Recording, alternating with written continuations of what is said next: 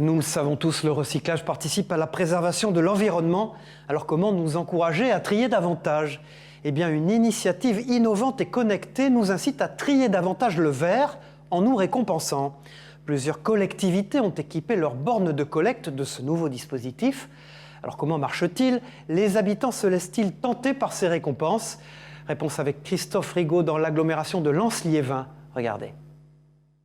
Lorsque Caroline dépose ses bouteilles de verre dans cette borne de tri, elle ne quitte jamais son smartphone.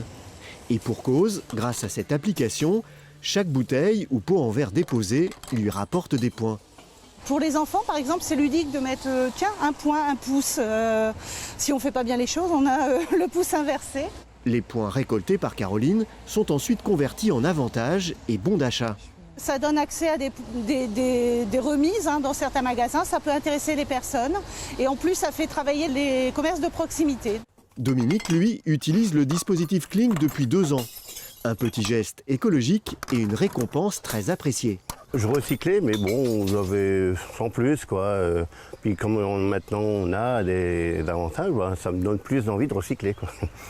Quelques pourcentages, quelques remises, c'est intéressant à prendre. Une centaine de commerçants de l'agglomération de Lens sont partenaires du dispositif, comme ce pâtissier haut de gamme du centre-ville.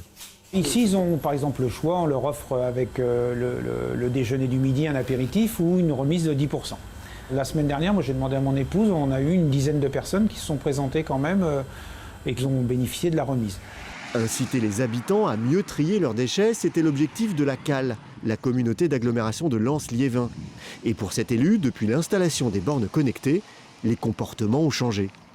On retrouvait des bouteilles à droite, à gauche, dans la commune. Le parc Bacon qui est derrière nous, là, c'est l'exemple patent. Quand je m'y promenais, je trouvais X bouteilles.